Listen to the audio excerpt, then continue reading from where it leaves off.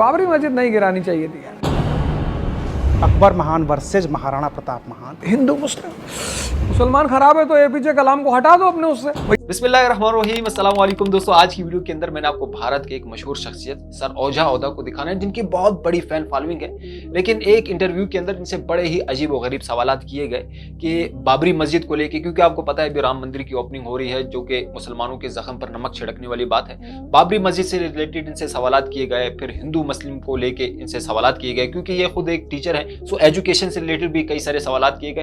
Video बहुत ही interesting है, इन्होंने किस तरीके से उनके जवाब दिए आप देखेंगे तो हैरान ही रह जाएंगे। और साथ ही में हम डॉक्टर जाकिर नाइक साहब का भी एक बहुत ही इंटरेस्टिंग वीडियो क्लिप आपको दिखाएंगे। वीडियो के एंड तक जरूर देखिएगा। सो चलिए बिना किसी देरी के आज की वीडियो शुरू करते हैं। सर आप इतिहास पढ़ाते हैं तो सवाल इतिहास से रिलेटेड है कि सर 1947 से लेकर 2023 तक कोई एक इतिहास ऐसा जिसे पूरे देशवासियों को गर्व करना चाहिए और एक इतिहास ऐसा कि सबको शर्म करना चाहिए सर, आपके हिसाब से? सर देखो भैया, परसों को दुबई जाना है।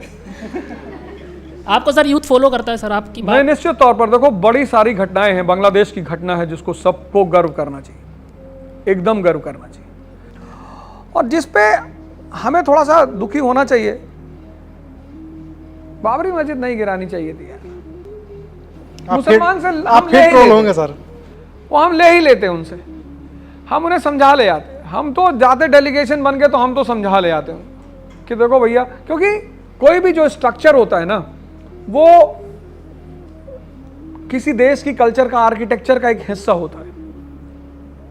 सुप्रीम कोर्ट ने हिंदू के पक्ष में निर्णय दे ही दिया था, तो वो जबरदस्ती नहीं करनी चाहिए थी। वेट करना था हमें कि रुक जाते। जब फाइनली निर्णय, सारा साक्ष्य, सारा एविडेंस, सारा सबूत हिंदुओं के पक्ष में था, मिला उन्हें कि नहीं मिला? तो अगर नहीं गिराते तो कितना अच्छा होता। भाई हमारी पड़ोसी कंट्री पाकिस्तान, वो अपने मुसलमानों को कैसे भड़काएगी? ऐसे ही तो भड़काएगी कि ये देखो इंडिया काफिर लैंड, मस्जिद गिरा दिया। ये मौका दिया हमने उन्हें करने का। कितने दंगे हुए, मुंबई तक उसकी पूरी आंच पहुंची थी। ठीक है ना, तो नहीं करना चाहिए था वो। ऐसा मुझे लगता है कि नहीं करना चाहिए। पब्लिक को अट्रैक्ट करना है, पब्लिक को खींचना है, वो भी हिंदुस्तान जैसी पब्लिक जहां पे बेचारी जनता पढ़ तो ली पर सोच डेवलप नहीं कर पाई। डेमोक्रेसी का मतलब क्या? We the people of India solemnly resolve. तो you the people of India who are the rulers and your representatives are sitting in the parliament, तो तुम अपने रिप्रेजेंटेटिव से क्या कहोगे कि भाई इंडस्ट्री लगाए नोएडा में? नहीं कहोगे।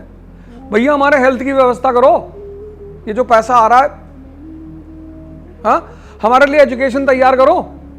अगर समझदार पब्लिक होगी तो ये कहेगी।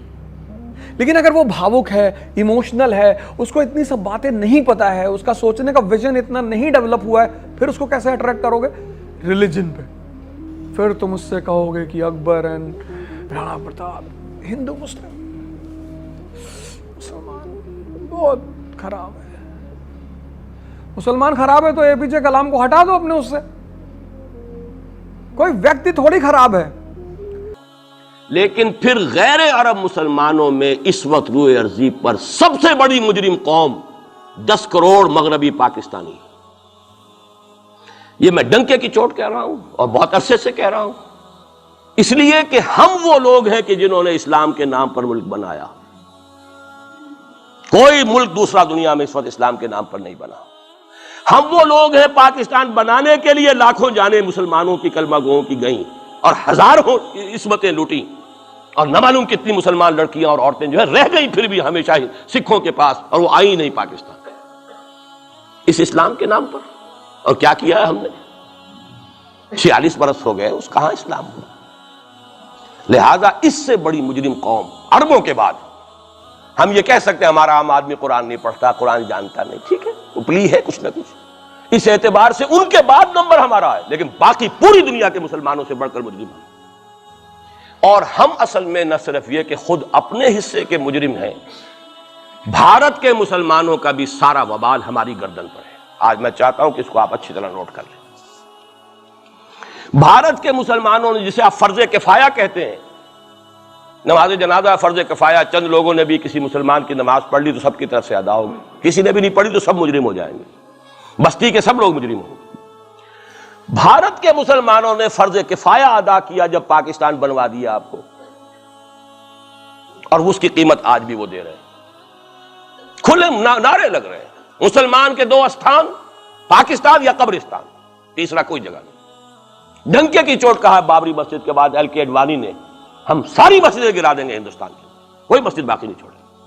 ڈنکے کی چوٹ، اعلانیہ، یہ سب کچھ ہو رہا، اور یہ نعرے تو نہ معلوم کب سے لگ رہے، اور نہ معلوم کب سے میں یہاں ان مسجدوں کے اندر بھی اور اپنی تقریروں میں وارن کرتا رہا ہوں کہ کیا وہاں ہو رہا ہے، لیکن ہمارے تو کان پر جوں نہیں ریگتی۔ ہمارے تو وہی دھندے ہیں، وہی کاروبار ہے، اپنا بزنس ہے، اس کے سارے مسئلے ہیں، اس کی اپنی بلڈنگیں ہیں، اپنی موٹریں ہیں، اپنے ٹیلی ویژن ہیں، اپنے کئی کورسز کے ڈنرز ہیں۔ اللہ خیر صلی اللہ، ہمیں بحث کیا اسلام سے؟ تو بتائیے ہم سے بڑا مجرم کون ہوگا؟ آج جو کچھ ہندوستانی مسلمان پر بیت رہی ہے اس کا جرم ہمارے کندھے پر۔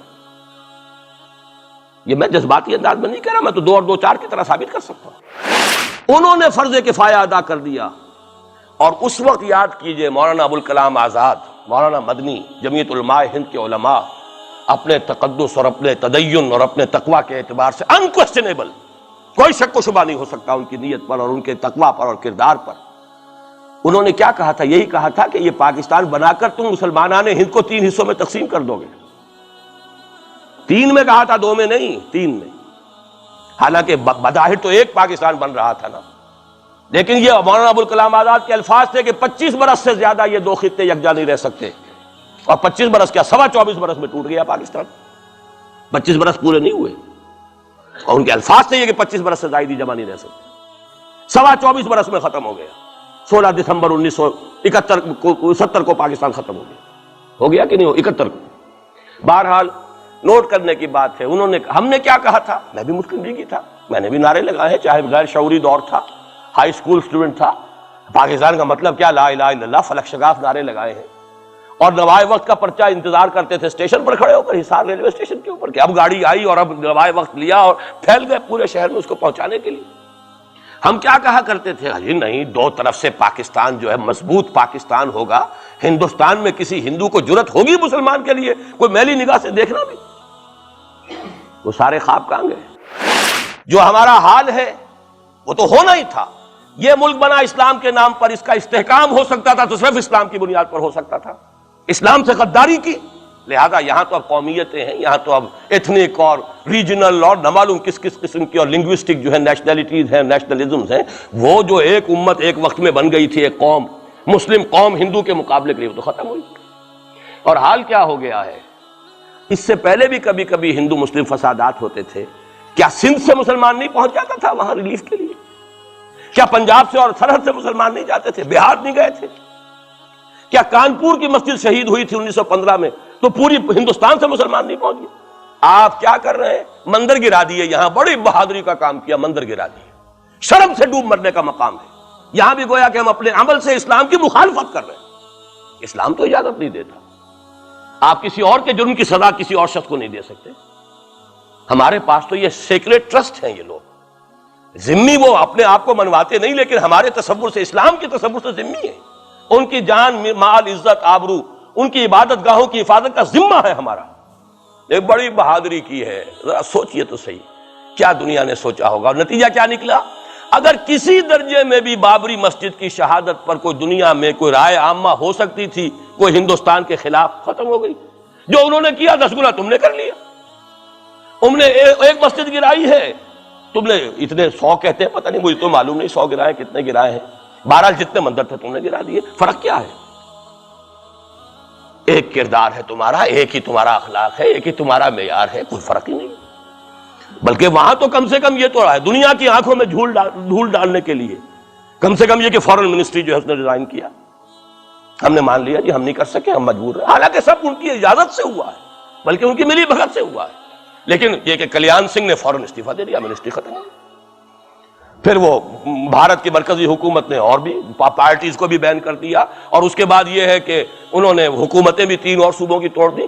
وہ تو سرخرو ہو گئے پوری دنیا کی جو رائے عامہ ہے، ہم اس کے سوا کیا کر سکتے ہیں؟ ہمارا ایک دستور ہے، دستور میں جو بھی صوبائی حکومت ہوتی ہے اس کی اجازت کے بغیر ہم فوج بھیج نہیں سکتے۔ وہاں پہ صوبائی حکومت تھی، اس نے ہمیں یقین دہانی کرائی تھی، سپریم کورٹ کو بھی یقین دہانی کرا دی تھی کہ مسجد کو کچھ نہیں ہوگا، تو ہم تو اس کے اوپر ڈیپینڈ کر رہے تھے۔ ہے سب جھوٹ، سب کو پتا تھا جو کچھ ہوگا، اندر خانے ملی بھگت تھی، لیکن یہ ہے کہ کم سے کم انہوں نے فیس سیونگ کے لیے ان کے پاس مواد موجود ہے، آپ کے پاس تو وہ بھی نہیں۔ آپ کے تو اخبارات نے لکھا ہے کہ کارپوریشنز کے ٹریکٹرز جو ہیں گئے ہیں گرانے کے لیے، اور وزراء جو ہے، ایک وزیر کا نادر پرویز کا تو نام آیا ہے، اخبار میں خبر تھی، ہم نے بھی پڑھی تھی، فوٹو بھی دیکھا تھا کہ وہ خود ہاتھ میں پھاوڑا لے کر جو ہے وہ منظر گرانے کے لیے چلے۔ یہ جو صورتحال ہے جان لیجئے، اس وقت میں آپ کو بتانا چاہتا ہوں ہندوستان کے مسلمان پر تو جو قیامت بیت رہی ہے۔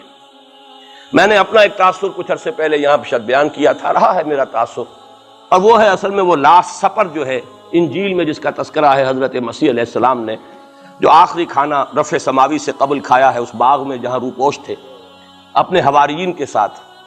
تو اس میں یہ الفاظ آئے ہیں، میں نہیں جانتا صحیح ہیں غلط ہیں، وہ ایک علیحدہ بات ہے، کہ آپ نے وہ روٹی توڑی اور کہا کھاؤ، eat and this is my flesh, یہ میرا گوشت ہے، کھاؤ۔ اور اس کو کہتے ہیں وائن، کوئی مشروب ہوگا جو بھی ہوگا، ڈالا کہ پیو، drink and this is my blood. میرا احساس ہمیشہ یہ رہا ہے، اس کے بعد کچھ ماند پڑ گیا جب یہاں مسلمان نے یہاں مارا ہے اور کچلا ہے اور زندہ آگ میں جلایا ہے، پھر بات ختم ہو گئی، میرے دل کے اوپر سے وہ احساس ختم ہو گئے۔ وہاں ہندو کے ہاتھوں جب مسلمان کے ساتھ یہ کچھ ہوتا تھا تو پھر جب میں کھانا کھاتا تھا محسوس کرتا تھا کہ میں ہندوستانی مسلمان کا گوشت کھا رہا ہوں اور ہندوستانی مسلمان کا خون پی رہا ہوں۔ یہ ہمیں عیش جو یہاں حاصل ہیں، جو آرام حاصل ہے، جو ہمیں یہاں پر سہولتیں حاصل ہیں، جو معاشی اس کی کاسٹ پر ہے، اس نے آپ کو یہ ملک لے کر دیا اور آج تک اس کی قیمت ادا کر رہا ہے، اور ہم جو ہے عیش کر رہے ہیں، گل چھرے اڑا رہے ہیں۔ یہاں جس کے پاس 2 پیسے ہو گئے برقع اتار کے اس نے پھینک دیا، یہ معلوم ہوتا ہے کہ یہ تو مفلسی کو چھپانے کا ذریعہ تھا۔ 4 پیسے ہوں، اچھے کپڑے پہنے ہوئے ہوں، میک اپ صحیح کیا ہوا ہو تو پھر برقعے کی کیا ضرورت ہے؟ اور میں نے شاید سنا ہے آپ کو، مجھ سے تو چند لڑکیوں نے یہ الفاظ کہے باقاعدہ۔